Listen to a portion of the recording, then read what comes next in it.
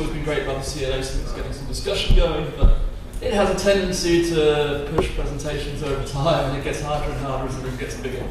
So the purpose of this slot is really to say, okay, some of the things that have been generating a lot of discussion, let's continue some of that discussion.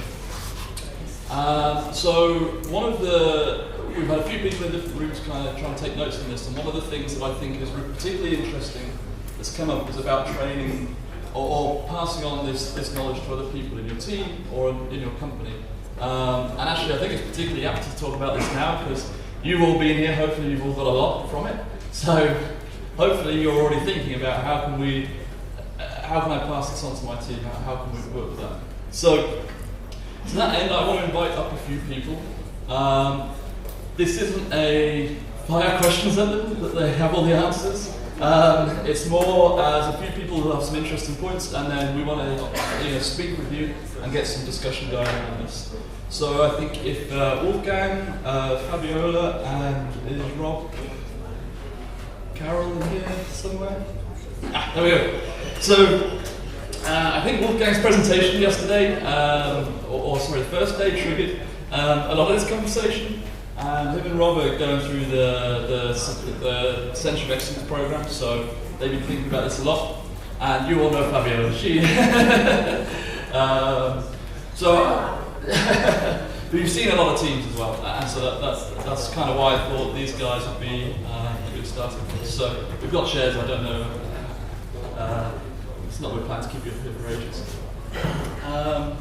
So I guess what I'll do is if I kick you off with a question, and let's go from there, to keep it very broad to start with. So you guys that have been going through the CV setup, how have you got specific processes in place now to try and do some of this, or is it still something you're thinking about, or kind of what ideas have you had to that end so far? That's important, right? So, the question is onboarding. Yes, yeah, actually, yeah, the process specific of onboarding is onboarding. yeah. Okay. Well, for the Center of Excellence, we really had to think of how we document our onboarding process, because there is a formal onboarding process that is part of human resources, where there is a mentor guiding someone, and a particular onboarding process for the processes that we use in the team.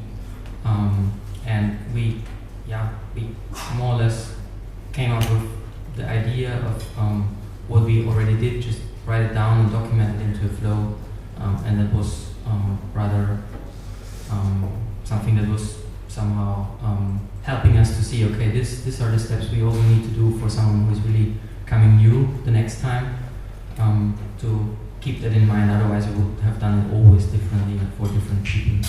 I don't know how Rob is doing it or how Fabiola is doing it. So I have two examples in mind. So one is Delacorp directly. When somebody wants to work with us, we do a trial first. We're such a small company that we cannot really afford doing interviews. And looking at code gives me the technical stuff, but then the working together, the chemistry, that's another thing. It's hard to work with me. So it is a two-way street. For when we onboard somebody like that, we have a welcome letter that starts by saying why we think it's awesome to have them in our team. And then the welcome letter is a set of links to all our training. Like go read this video, go to Jira, set up this account, all the stuff that we know everybody has to do. And the last item is give us feedback about how we improve this whole thing. So every time we have someone go through the process, the letter gets better. So that's how we do it at Delacorp. I have an example of one very recent example. One of my customers sent me a testimonial that we're going to be putting on the website. We did an audit for them, for the process and everything, and gave them their grades and their thermometer, we call it. And we gave them the software engineering tools, a process guide, the code review, a process guideline, style guideline, all that stuff. And we were lucky enough that they had a new guy. And what they did is they told the new guy, this is how we do things.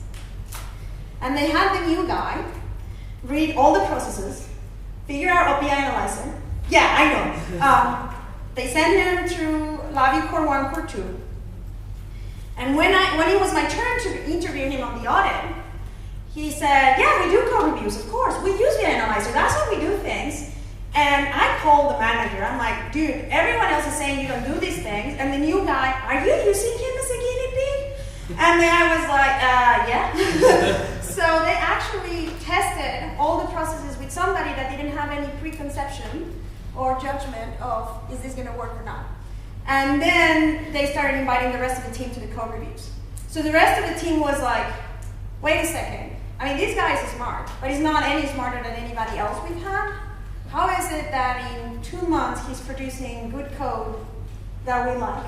And that's when they started saying, so say again, what are these processes? So what are we supposed to be doing? So all the pushback that we had at the beginning kind of went away with this. And I know you're not going to have this opportunity always, but when you're onboarding someone to your team, it's also an opportunity to try some of these things out, because they don't have any idea. They don't know better. So that's just, I don't know if it's going to work for everybody, but it was a really cool example. Yeah, kind of a do as we say, not as we do. Yeah. You have any thoughts? Suppose for us, process, I suppose, was a big thing for us. You take on somebody new, and it's a case that you want to let them know that it's okay to be wrong, it's okay to make mistakes, it's okay to put up your hand and say that I don't know. Small tasks, code review, ask yourself, is the code usable? If it's usable, you're in a situation where you're on a timeline, you need to use that person, you need to use that resource. So that has to go into the project. Again, do the code review, see what can be done better, constantly building. User group meetings are another thing as well that are really important, and that we've seen personally that grow people and grow confidence. I'm a good example of that, I suppose. I was up here last year and the mic was moving from left to right.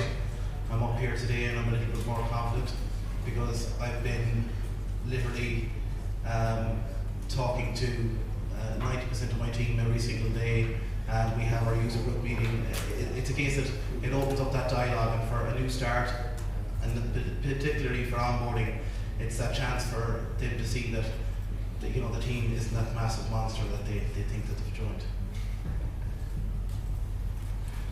Cool. Did anyone else have any questions or comments? So I was just going to say, before we go to the next question, like the idea of a roundtable, this is a huge roundtable. But if anybody else has what you think is a good example of how to onboard people? I'll run up and down this. I have more than a question to, what about this guy you mentioned when he figured out? I don't know whether everybody understood me. My question was this guinea pig guy, when he figured out that he was the guinea pig, what happened? Do you know? He actually was like, because he didn't know how they were doing things before. And like I said, we got very lucky. The process worked out great. Like he was actually following the templates, and by the time the others were seeing how fast he was producing good code. Yeah, that's the lucky case. Yeah, exactly. But in this case, it also was a good way for them to measure. Of course, yes. Yeah, that the process actually works. So it's too early. Like I said, I got the testimonial last week, and we onboarded this guy probably 4 or 6 months ago. So we'll have to wait. But when I talked to him and after the audit, he did say that he didn't have any problem with that. Because just talking to the other guys on how bad their onboarding experience was, he was like, no problem with being the guinea pig because he had such a nice onboarding experience. Yes, being the guinea pig made him, although it was the guinea pig, a good experience. He made him the leader of the process. Yeah. So imagine you're joining a team, and now all of a sudden you have a talent that nobody else has. So you are the process. You are now the expert on how the process works. That's right. And if you say, okay, how we do onboarding in this stuff, we're in the situation to explain it in a project-like situation. So there is no overall team of a lot of people working on the same topic. But they were using LabVIEW, but there's a new project, mostly small, where you have a team size of 1 to 2, 3 people, and someone has to do that. And someone is pointed out to do that or has the qualifications, and then he's working on this project, and there is no real Well, onboarding on the project itself, of course, of the company, of all these processes, there is a human resources no matter what. But how we use LabVIEW, I will try to establish that somehow to a certain degree, but at the moment there is no, and I see this can lead to problems. So this approach is great, and I encourage everyone to think of it. Thank you.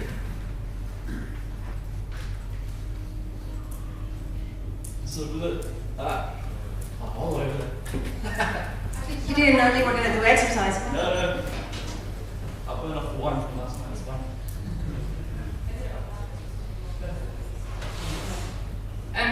I have obviously permanent people coming into the team, but we also have undergraduates that come into our team for 4 months, and interns that come in for 6 and 12-month periods.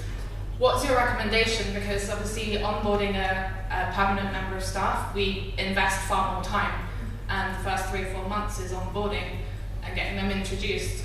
For these guys that are only coming in for 4 months, what would be your suggestion on how you scale back that onboarding process? So my suggestion there is limit their freedom. And the way you limit their freedom is by picking like the scripting tools or picking a standard on a framework. So for example, on DQMH, we basically took away all the freedom for how you communicate between BIs, how you start, how you stop, how you do error handling. That's already figured out. The whole process of how many steps you need to follow to create an event, that's scripted. So their area of freedom becomes a case in a case structure. They can still mess it up. But the damage is less, and it's also less overwhelming, because we can say, let me train you how the framework works, how the tools work. Just trust me that when you create a request, it's going to be arriving here and you need to handle it here. But even the case structure, the case is added for them with the scripting. So they don't really need to understand all those steps. We're limiting them out. And that works, we have, for example, for test sequencer, we have a test sequencer project template, and we have a DQMH module template that they can add to that test sequencer. And it has a case where it has with capital letters and a bookmark. Add your test here. So limit the amount of rope that you give them, so when they hang, they're not hanging so high. That would be my advice. Can I maybe ask a question back to that? For those people that are there for only a limited amount of time, so they're doing, I guess, an internship, or? So we have, well, Dyson's just started a university in-house. So we've got undergraduates that are first-year students, fresh out of college, so they're 18, they've got very little engineering background. We have those. We also have people that have already done 2 or 3 years of their degree. And the challenge is, sit them down for a week or 2, get them to do core 1 and core 2, and then onboarding our framework. And we do try and limit what they're capable of. And generally, their projects are smaller scale. They'll be doing proof of concepts for our bigger projects, but we want to make use of that code. We don't want them to build a whole proof of concept standalone application and then us not use it. And and are you also then somehow having the intention to hire them afterwards? The Dyson policy for the undergrads is after they finish their degree, hopefully they'll stay. And the same for interns. Obviously, if we train someone up, we want them back. It doesn't always happen. I'm sure everyone's aware of that. But the idea is that we get them to a stage that if they do come back in a year, 4 months, whatever it is, they can pick up from where they left off. So we're giving them the skills that we still give our full-time employees, but just a scaled down version, so that when they do come back, they can expand on that. Okay, so I just wanted to ask that because we also have internships, and we tend to give them also projects, proof of concepts, where we don't have the time to do it, and I or someone else from the team is guiding him, giving him the skills in LabVIEW he needs. He is also doing core 1 and 2 online, or if possible in a classroom. And then we let them go and see and review continuously with them the project and see if there is then also a person that we want to hire later on. So one thing that I forgot to mention too is, remember the BI Analyzer CFG files? that's a good way for the new guy to train themselves.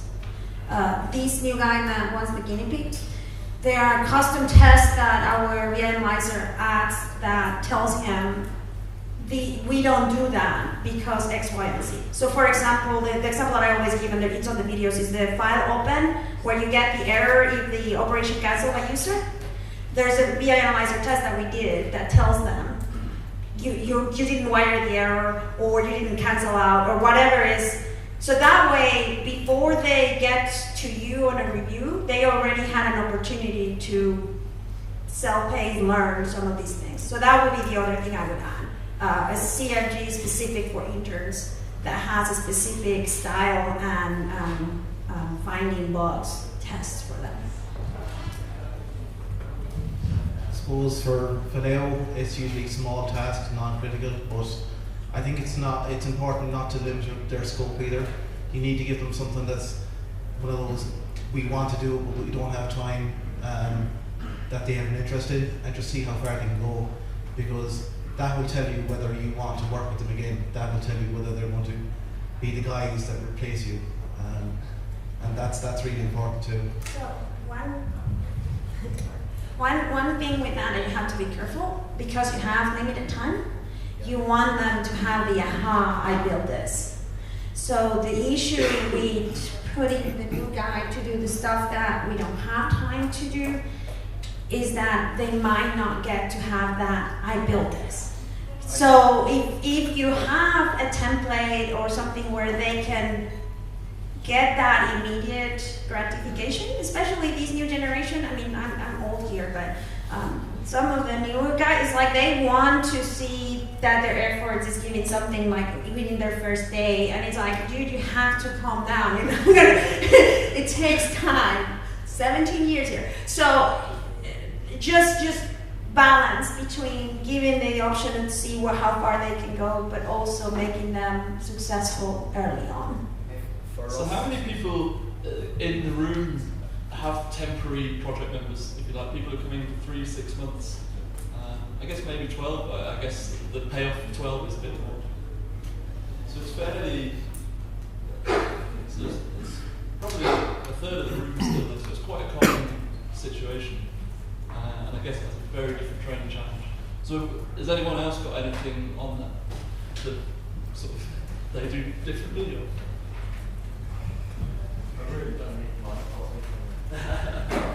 If you look at what National Instruments does when we take on interns and we take on graduates, which in the UK office is once a year we get an influx of graduates and a fair number of interns. Our end goal isn't on day one they can do this, on day two they can do this thing, and they should be different.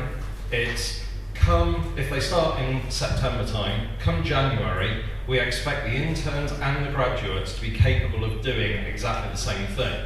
So we have to make sure that they get the same training, they get the same mentoring, because that's the end goal to work for. If you're very time limited with, say, interns, you've either got to take the approach that Fabiola just said of do the work for them with the tool so that they don't have to be mentored, or you provide continuous guidance with mentoring and you're using up that extra resource somewhere within all the processes to make sure that the end goal is actually being met before that thing finishes. Especially if it's about generating code, like was just mentioned there, you want to get the reuse out of it, you've got to make sure that that project piece is being managed, and what's the outcome of it not happening? Well, you're going to have to mentor your way through that because you haven't got enough time to give them the full training to in 4 months do exactly what a full-time member of staff would do in 4 months. So there's that mentoring piece that adds a third element to this. Think about what the end goal is and when that's got to happen by. Mentoring is a really good word, actually, because that's kind of part of the point of the CLA stuff, right? Is you guys can all go and mentor the CLDs, the CLAs. And you know, one other thing some of my customers say is the reason they hire Delacor is because they might be the person in the company that knows the most LabVIEW, the processes and everything, and they don't have that person to mentor them or review their code. So I have customers that I don't work with them on a regular basis, but they call me maybe once a quarter just to do an architecture review, just to do a code review, just to bounce off ideas. So I'm sure there's other alliance members that do the same thing, and it's more like a coaching thing. So these applies at all levels. I have my own mentors, like I Skype Steve and be like, Steve, help. So. I think from my experience as both being an intern once and now flipped around mentoring an intern, it's the interns often come in, they're fresh, often still in university, they're a bundle of energy, they've got, the thinking part is great, they've got all these ideas and everything, but I think the most important thing about the internship is the structure. And actually, a lot of them don't have any experience in business. This might be their first full-time job of any description. So you need to give them the structure, to give them the confidence to do things without getting out of hand. And also, it comes back to the two-way thing, is that you're looking for them to develop, but also for the company to get useful output out of the intern. And the only way that can actually happen for you to be able to use their stuff is if you can direct that energy into producing the useful output. And I think that's quite important because, as I said, often they'll want to, if you leave them free rein, they'll do all kinds of stuff which they'll find interesting and produce all this stuff, but when it comes down to it, it might not be, it's sort of academic and it won't be actually useful for the job. So I think that's quite important. I think that's reiterating some of what Sasha said, is you need a structure and a plan in place to give them progression that you can actually measure as well. I think for Vallejo anyways, in particular, it's a case that no matter who you are and what strength you've got, if you're on the team, you're on the project, it's that simple. And what we do is we give them a small task, and at the end of the day, if we have to help them through that task and get them to the level where they can complete that task, that's okay. But the other side of it is you need to also find their passion or see what they're passionate about. And how you know that is, the guy comes in, he's got his task, he comes in as far as the meeting, it's a case that, okay, he goes through his code review, things are looking good, things are looking not so good, middling good. You tell him he's got these tasks to get done, he knows he's got to get them done, he's got a structure. But on top of that, you say, we've also got this other thing. And you know that this guy is really interested because you see him waiting on, you see him, any spare second he gets, he's off researching that topic, he's really trying, and at the end of the day, they're the kind of engineers you want to be working with, the guys that are willing to kind of go that little bit further, work that little bit harder, always trying to push themselves and give something back to the team. So you get your small task, that's in your project plan, but also you're getting that little bit extra and you're actually getting to see what their personality is like. Yeah, I find that the number one thing you kind of need to give your interns is a good ability to document things. We tend to give our interns sort of the would be nice to have projects, and we don't have a common influx of interns. So you'll find 2 years later you'll get another intern. You're like, why didn't you pick up where this guy left off? And it's like, I have no idea what they were doing. No one has any idea what they were doing. That was a waste of an intern. So you kind of need to document all these things and make sure there's a good knowledge transfer when they leave as well. So, I'm a big fan of, again, being LabVIEW the enforcer and not us. The DQMH tool, the scripting tools, when you're creating a request, it's a wizard, and it says, okay, document what this is doing, and that gets pasted on the documentation for the VI, and that gets pasted on the case, on the case. And then we do train them to use Jira and do the hashtags with the commits. The very first thing that we review on a code review for those guys is, do you have the minimum documentation which the tool creates for you? So maybe the first time they don't, but in a couple of code reviews they realize that that's the first thing we zero in.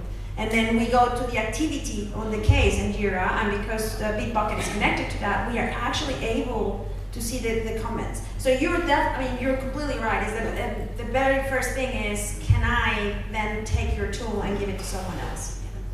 Yeah, I mean, again, we tend to take on sort of more electronics people where, yes, LabVIEW is sort of part of the project, but also the rest of it is coming up with the hardware and sort of assembling this whole thing. So it's one thing to have very good documented code, but if you have no idea about what all the valves and switches are doing, then it's also kind of useless. So the thing there, and again, talking about using your poor new people as your guinea pigs, like if you have always been wanting to do unit testing and you have never could, this is a good opportunity to use unit testing. Like you can either create a test for them and just tell them you'll be done when all of these passes, or you use the unit test for them to document their API. If the unit tests have good names and the code runs and you have a pass, even if you not completely agree with the naming they use, you can see how they were thinking about using the function. So that has actually, and again, it's something where now this person learned to program that way. You don't have to change their paradigm. Be careful, they're not going to enforce it on you if it works. Like I said, this guy is becoming now the process leader. So you might hire this guy, and this guy's going to be the test-driven development guy because that's what he knows. So that would be my other thing about if they're not liking to write labels and good commit notes, then unit testing is another way of doing it. Also, I don't know, you personally or your company or whatever, but you said that that would be a waste of an intern, whereas I did, when I graduated, I did a graduate recruitment scheme and I did 4 placements in the graduate scheme. Some of them were better than others, but the way you made it, the way you phrased it, you say, you give them a nice to have thing, and then next one you just carry on from where that guy left off. And you said that was wasting an intern, but I would say that you're wasting the intern. You're not taking advantage of somebody who's there, who was eager to learn, eager to do it, and you need to give them everything they need to. They should have a structured thing that you want to do. If you don't have an intern very often, maybe it's not time spent for you guys, but if you're having interns regular, you need to have, this should take about 6 months. Well, it should take about 4 months, but you've got 2 months of learning as well, so it's a whole 6-month thing. And if they don't finish it, maybe it's not a huge deal, but it should be a real thing to do, not just, we've been thinking about doing that for a couple of months, give it to that guy, nothing else better to do. It should be something that is real and tangible, otherwise there's no benefit for anybody. Essentially we have project decision priorities. Normally we give them one, which is, maybe we have a mapping process that we'd like to coordinate, and sort of mapping our facilities don't stop running because this doesn't happen. We keep doing it, it does happen. But I mean, another point is, I guess if you have to work out what the goals are for having people, because even if they work on something and you don't use their work, part of our emphasis of getting something that increasing training on is to give them the experience. So you're right, it's not wasting the intern, it's maybe just not the best use of their work. Generally, if they're a brilliant intern, they want to tell you. They're keen to show you. So they're keen to share.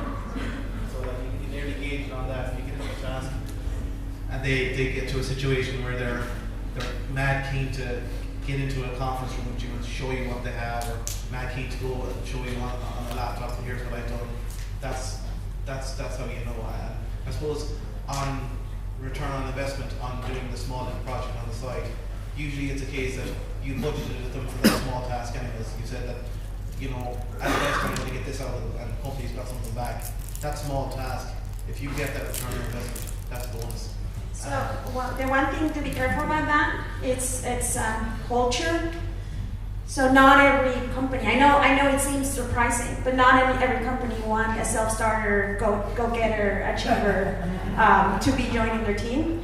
I mean, I would love for everyone to get that, but it, like I say, every team becomes their own psyche, their own person. And even when you switch members of the team, you have to come and revisit things, because especially on a small team, like you have 2 people and you hire a third one, you change the culture completely.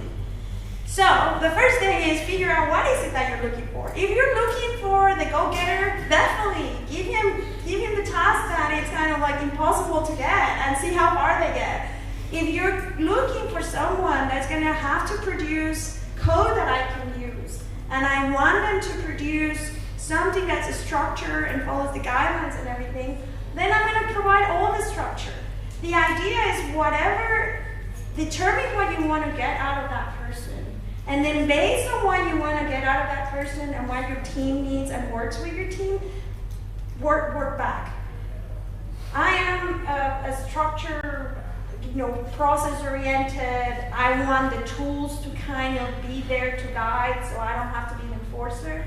So that's why I'm thinking about extreme structure, extreme scripting, extreme just working, right? At the same time providing oh great, I achieved this. Once they pass that, then I can go on okay, let's see how far they can get. But it is different teams, and I have had teams where they say, we don't want to go get it. We don't want somebody that is going to go and reinvent the wheel and come with all these great ideas. We want someone that will be willing to join and follow our process and follow our culture. And it's what Darren showed on his presentation. It's the different organization. And I tell guys, if you don't make it to a trial, if you don't make it to an interview, it's not a failure in you. It's just you're not a match. That's it. This is like dating, right? With the interns. It's like you're not going to marry the first person you date and the day after or the month afterwards. It's a good time for both sides to be honest. This is how it's going to be like working here. And you're going to try to do how you are. And if it doesn't work out, it's not a failure on your part, it's not a failure on my part, it's just we're not a match. I totally agree. So, that sounds like a putting things... we just all got broken up with. It depends what you define as a task. If they're interested in hardware, we'll let them play with a camera. We make camera systems. We say, here's something we want you to look into. Do that as your side project. If they're interested in software, it could be LabVIEW, it could be TestEd. Give them something to do in that we want you to add to the process. That discrete body of work that I talked about, that is their day job. That's what they have got to achieve. We know that we have enough scope there to support them with the process to actually get that done and to get them to a stage where they're saying to themselves, I know what Valeo's process is, I know how to create a custom step type, I know how to basically use SDN, I know how to do a code review, I know how to do release notes. But it's a case that you also want to let them know that they need to give something back to the team, they need to go that little bit further. For your team. For the team. For your team. So I want to step back from this a little bit. One more comment on this. Sorry. What I also tend to do is give them the opportunity to present in an internal user group what they've done, to also get the recognition for their work and see that it is useful for everyone, so that they can give also something back to the team, basically. That was good. That was worth the jump in. So, pulling back slightly from the more temporary thing, and this is really a question to the whole room, but you guys can kind of answer first as well. So let's say, hopefully, you all go back to the office on Monday, and someone walks up to you and says, "Oh, hey, you got to go to Madrid. You've been talking about that. I've heard about that. Can you help me to get to that point that I get to go to Madrid or wherever we end up in a couple of years?" Where do you start with helping someone improve and kind of push up?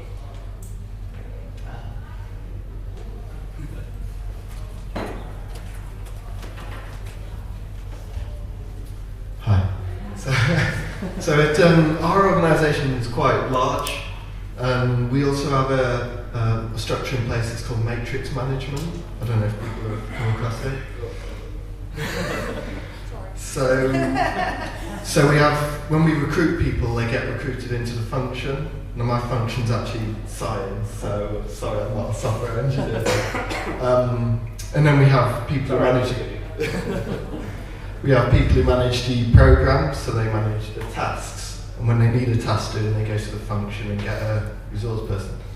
So akin to what Dan was saying, if we get interns in, we're more interested in training them up so that they can be of value to the business as a whole rather than our specific team.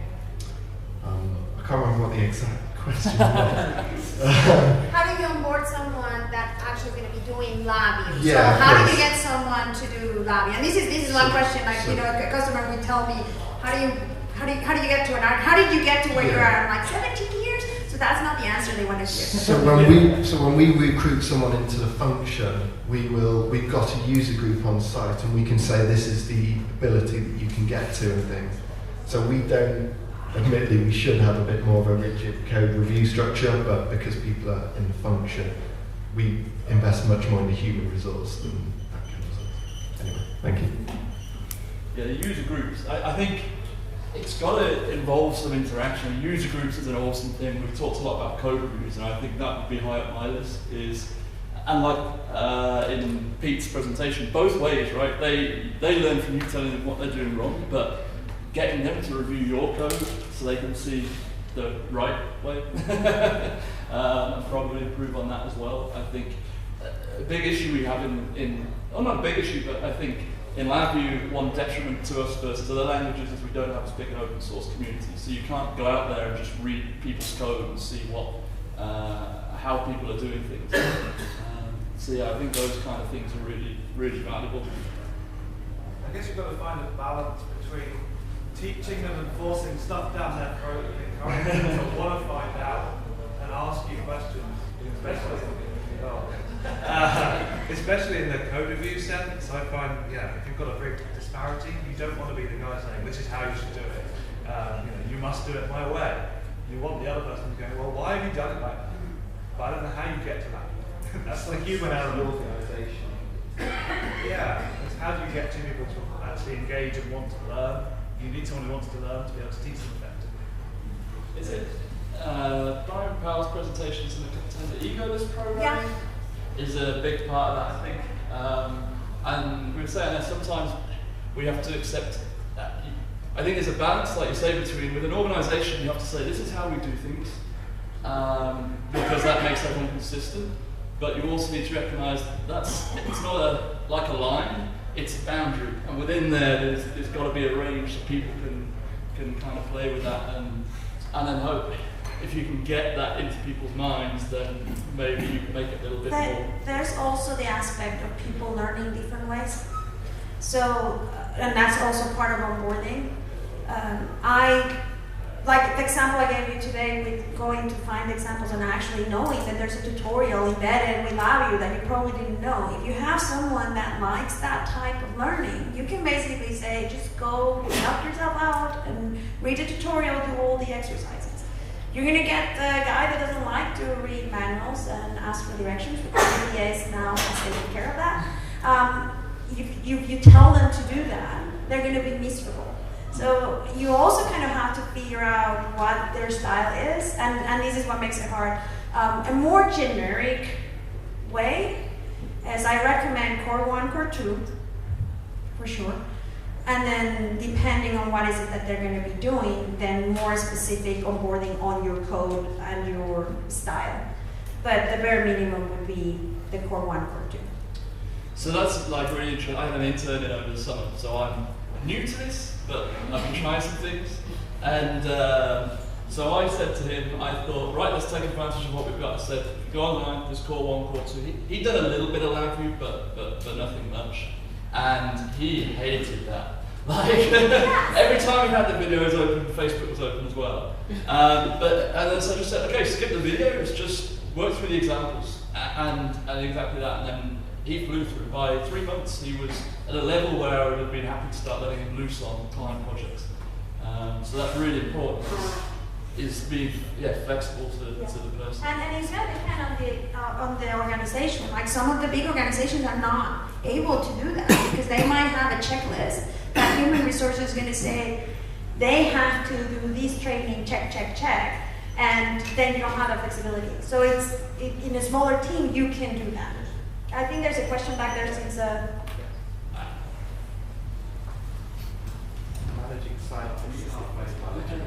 So I think I used to work on a team that was a team of core LabVIEW developers, but we worked with a lot of sort of the researchers and scientists and engineers. And I think for us it was a lot kind of planting the seed of LabVIEW, of basically like showing them, you know, with some sample code or like a sample VI of how they can, you know, use LabVIEw to you know, make their job easier or do something that they couldn't previously do, and then kind of from there kind of say, well, what do you want to do next? Do you want to carry on with this? Do you want to learn a bit more? And then kind of from there say, you know, come sit with us, you know, we'll teach you some of the basics, and then, you know, from there kind of, you know, with an enterprise agreement or whatever, you know, they can go and do the sort of, you know, the official training, and then kind of mentor them up to, you know, this where they need to be to kind of get the most out of it, I guess. I'm curious, actually, you mentioned something there, because a big thing that has been adopted in some other languages is, and I know I go on about that a lot, but I find it interesting to see where the difference is they use pair programming in these scenarios. So you'll have an experienced guy who will sit all day with an inexperienced guy, and again, it's not that he's watching him, they'll take turns. So different people have said they do it different ways, maybe it's every 20 minutes or every hour, say, right, everybody swap. You're driving now. And has anybody tried that in LabVIEW? Yes. A couple of people? My company gets very unrelated very quick.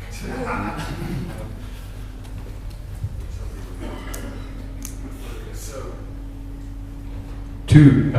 the question is, you know, 2 people, 1 mouse, 1 keyboard. Yeah, I am a major proponent of that, and I have never gotten my management to buy into it. So I've done several projects on the slide where I'm basically hanging out at someone's keyboard and we take turns swapping off. It works even when the keyboard happens to be in another language. German is particularly frustrating because it's almost English. And I was at the time working on the grab handles, so the most common thing to type was resize type. It has both Y and a Z. But I have done actual whole NI Tech presentations, which is our internal science fair, on decreased bug rates, on faster time to delivery, on repeatability of code, on just guilt tripping you into doing the thing that you know is the right thing to do, but damn it, I don't really want to do it, but this other person's looking over my shoulder, so I'm going to go ahead and do it right. It cuts down on how frequently you feel the urge to go check your email. You actually get to go home a lot sooner because you're not task swapping in and out because people choose not to interrupt you because you've got someone else at your desk. It fixes a wealth of problems just in terms of design up front because the other person keeps asking you, what the heck are you doing? And you actually have to explain it at least one time before you start writing the code. I find 0 downsides to it. It does require a little bit of art when you're matching up a team. I actually worked at another corporation years and years and years ago that we did a lot of this. You have to have a little bit of art to find a good pair, and then you just stick as much as you can. There's someone named Akash Bhakta at National Instruments, who some of you know.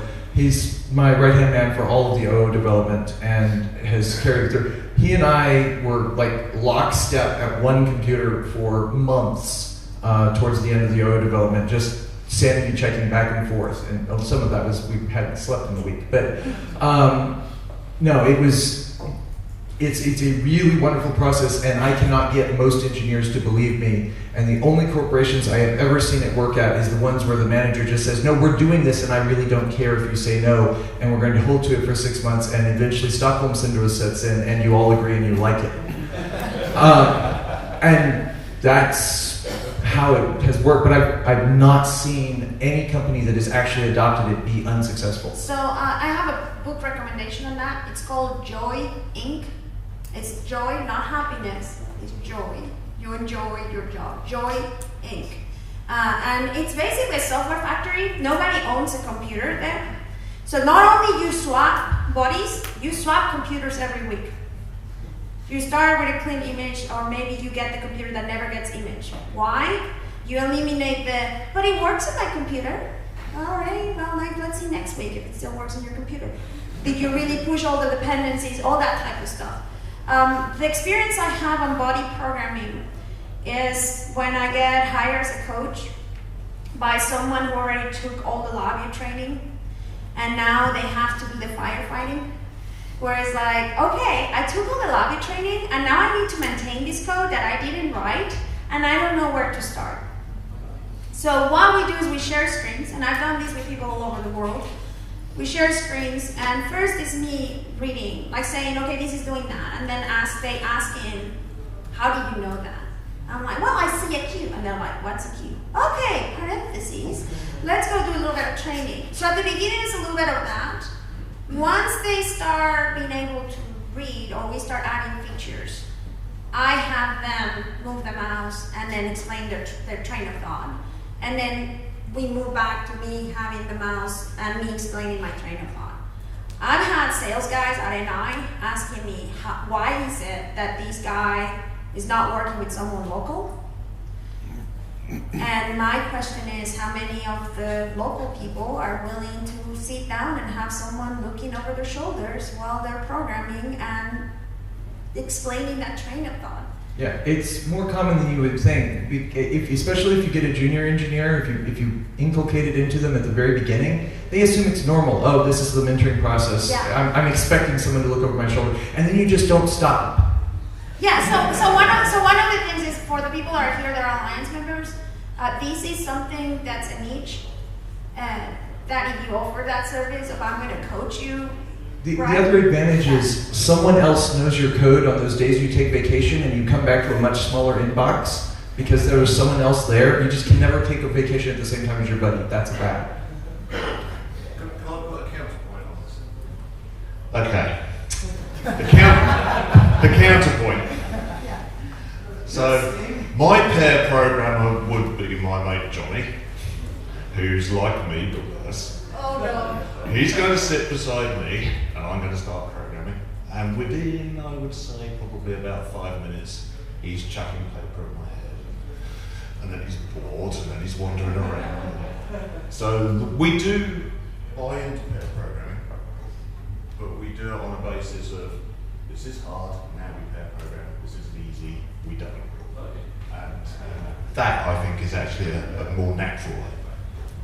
That might be the case. I would be willing to entertain that if I could get someone to buy in, but the shops where I've really seen it practiced, it's nothing gets checked in that wasn't written with your buddy. If you want to write something privately, you delete it when your buddy shows up.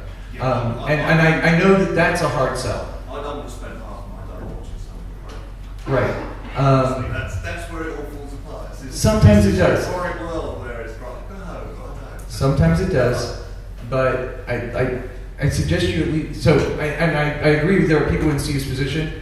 I recommend at least trying it and then seeing if you know, how far you can carry it. We've tried it.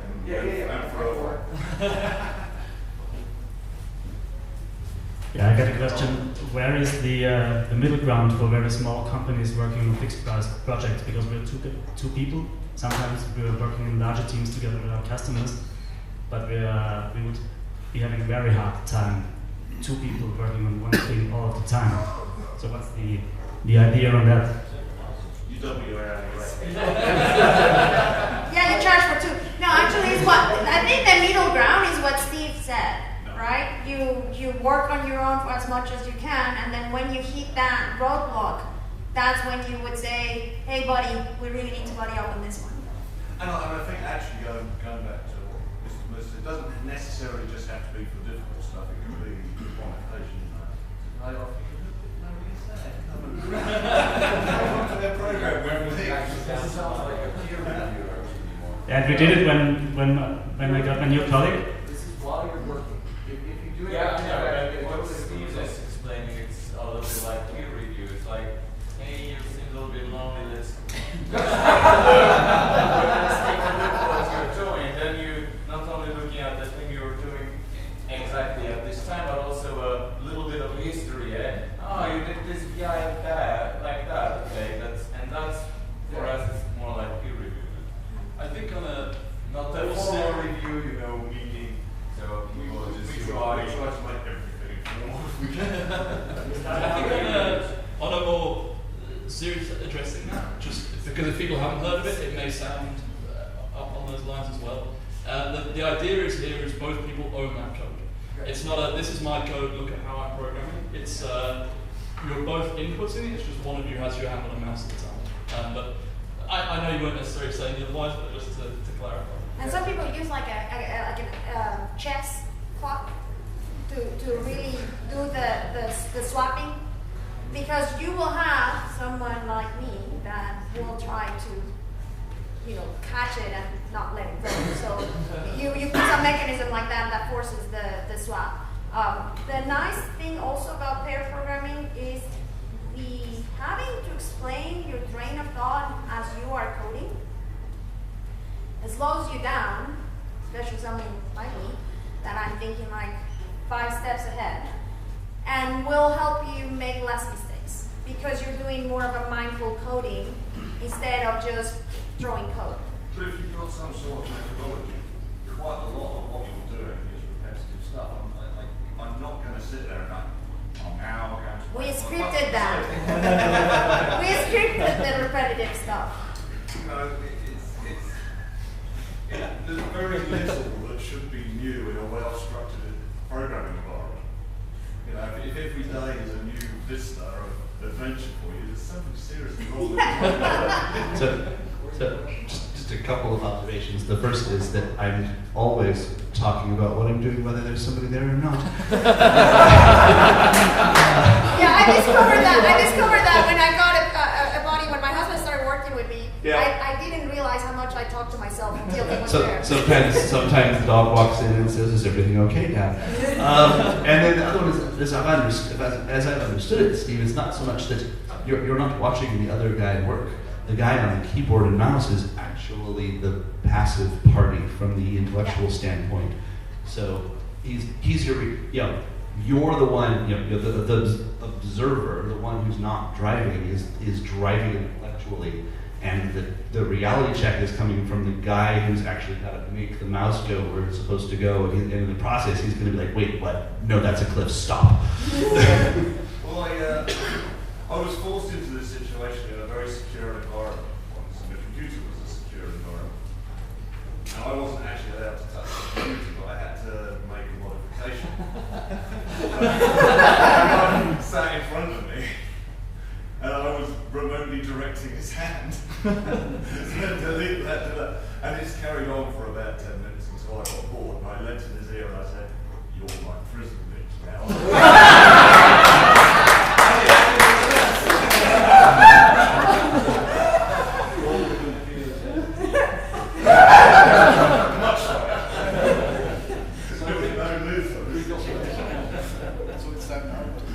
Yeah, I think we're out of time. And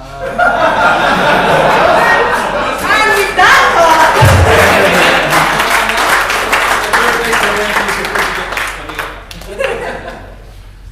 so thank you guys for being a focus point for us, and I hope that was useful and interesting to everybody. Thank you very much. So I think you're going to come and do some output.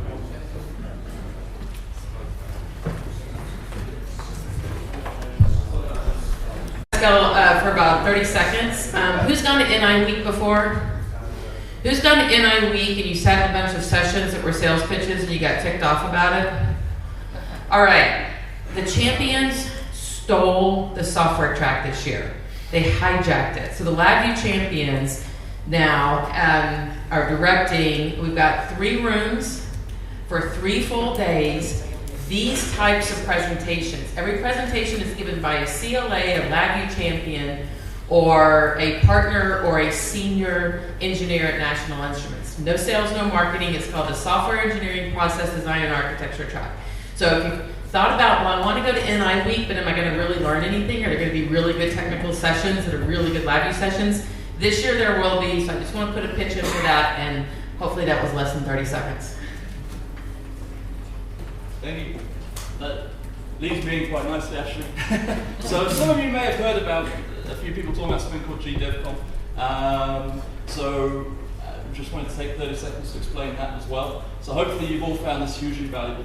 But not every team can send every developer here for maybe not CLAs or it's a big budget. So a few of us in the UK are organising a LabVIEW conference. Sorry. A few of us in the UK and Northern Europe. Is that Germany, Germany, Netherlands, and Austin. There's some of us who are geographically dispersed. So we're looking to, well, not looking to, we are putting together an event in the UK in September. It's going to be a 2-day conference. It's going to be very LabVIEW focused. We want to make it useful to you guys. We want to make it useful to your teams. So please go and check out the website, sign up to the mailing list, and then you will hear, I think we're already looking for sponsors if anyone's interested. We will be looking for presenters very shortly, and obviously we'll be looking for you to hopefully buy a ticket, come attend, and we get to do this twice in the year instead of once, which would be awesome. So thank you. And if you're the States, you get to go back home to the CLA Summit of the Americas. So, just overdose on the LabVIEW wires. So and with that, we have come to the end of the summit. A few thank yous. First, the cameraman, so Jeffrey Haberts and Guts Becker. They have both filmed the tracks. They will take a lot of time, some time to edit the videos, cut them to all the sessions, and post them online. So be a little patient about that. It can take some days, weeks before it is online. So give applause.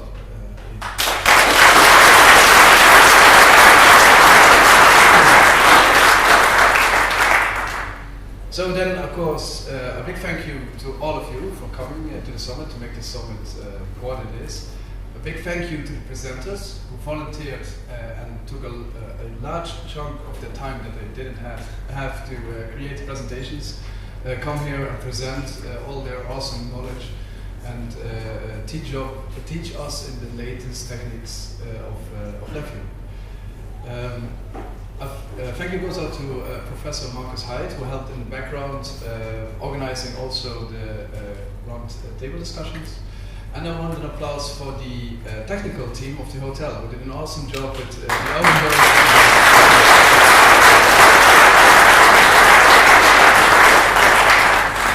And then, of course, Natural Instruments, who makes this possible. So the sponsoring of Natural Instruments is very vital for this summit, and I had a little bit of insight what this costs, so I want a big applause for Natural Instruments.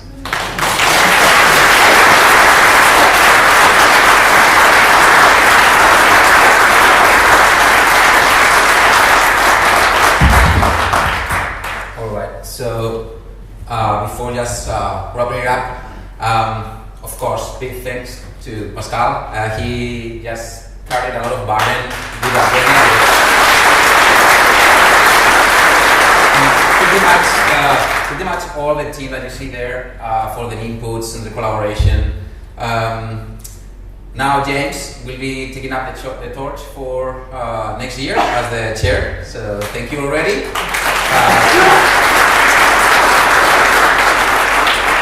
And yeah, I would like to second Pascal in thanking the presenters. This is a community-driven event, so your participation is really key. I'm very glad and very pleased to have seen the largest number of presenters at an European CLA Summit. So that is very good. I would actually encourage you all to volunteer for next year and present to the rest. Now that those that are here for the first time, you have experienced it. Basically you get an idea on what to expect.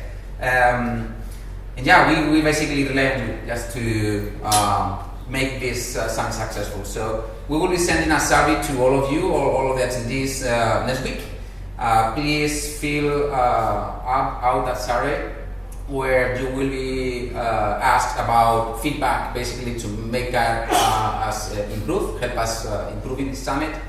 You will be actually asked about the option to be a co-chair for the next year. We are looking for a co-chair. As you know, the co-chair is more like a 2-year involvement. He's going to be playing the co-chair for the first year, and then the second year he will most likely become the chair if available. So if you are willing to do that, please let us know officially through the survey if you haven't approached either James or myself.